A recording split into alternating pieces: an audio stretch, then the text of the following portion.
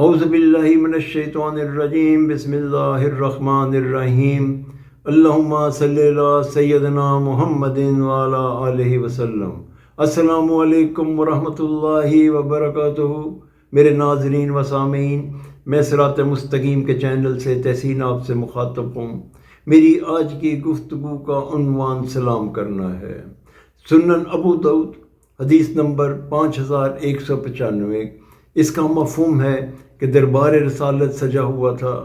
نبی پاک صلی اللہ علیہ وسلم کی خدمت میں ایک شخص حاضر ہوا اور آ کر کہنے لگا السلام علیکم۔ نبی پاک صلی اللہ علیہ وسلم نے جواب فرمایا اور وہ بیٹھ گیا۔ نبی پاک صلی اللہ علیہ وسلم نے فرمایا اس کے نامہ اعمال میں 10 نیکیاں لکھ دی گئی ہیں۔ اس کے کچھ دیر بعد ایک دوسرا شخص حاضر ہوا۔ اس نے آ کے السلام علیکم ورحمۃ اللہ کہا۔ نبی پاک صلی اللہ علیہ وسلم نے جواب فرمایا، وہ بیٹھ گیا۔ نبی پاک صلی اللہ علیہ وسلم فرمانے لگے اس کے نامہ اعمال میں 20 نیکیاں لکھ دی گئی ہیں۔ اس کے بعد تیسرا شخص آیا۔ اس نے آ کے السلام علیکم ورحمۃ اللہ وبرکاتہ کہا۔ نبی پاک صلی اللہ علیہ وسلم کی خدمت میں آ کر بیٹھ گیا۔ نبی پاک صلی اللہ علیہ وسلم نے جواب فرمایا اور آپ نے کہا کہ اس کے نامہ اعمال میں 30 نیکیاں لکھ دی گئی ہیں۔ اللہ رب العزت نے انسانوں کے ایک دوسرے پر حقوق رکھے ہیں۔ جب ہم آپس میں ملیں تو پہلے مصافحہ کریں اور پھر ایک دوسرے پہ سلامتی بھیجیں۔ ہمارے یہ ایک جو وتیرہ بن گیا ہے کہ ہم صرف ان کو سلام کرتے ہیں جن کو ہم جانتے ہیں۔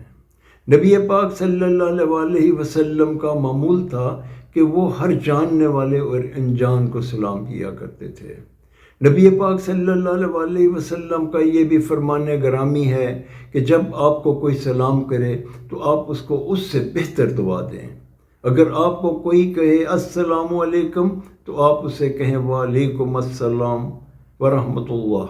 اگر آپ کو کوئی کہے السلام علیکم ورحمۃ اللہ تو آپ کہیں وعلیکم السلام ورحمۃ اللہ وبرکاتہ۔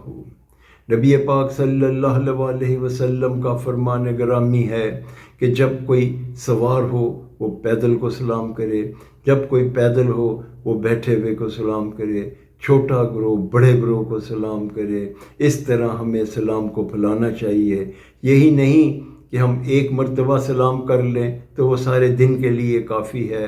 نبی پاک صلی اللہ علیہ وسلم کی عادت کریمہ تھی کہ آپ سلام کرنے کے بعد اگر کچھ لمحوں کے لیے بھی کسی دیوار کی اوڑ میں جاتے اور جب واپس تشریف لاتے تو آپ پھر سلام کیا کرتے تھے۔ ہمیں چاہیے کہ ہم نبی پاک صلی اللہ علیہ وسلم کی سنت کو پورا کریں، سلام کو اپنی زندگی میں شامل کر لیں، اور نہ صرف اس سے محبت بڑھتی ہے بلکہ نامہ اعمال میں بھی نیکیوں کے انبار لگتے ہیں۔ اللہ تعالی ہمیں اب نبی پاک صلی اللہ علیہ وآلہ وسلم کی سنت کو پورا کرنے کی توفیق عطا فرمائے۔ آمین یا رب العالمین۔ السلام علیکم ورحمۃ اللہ وبرکاتہ۔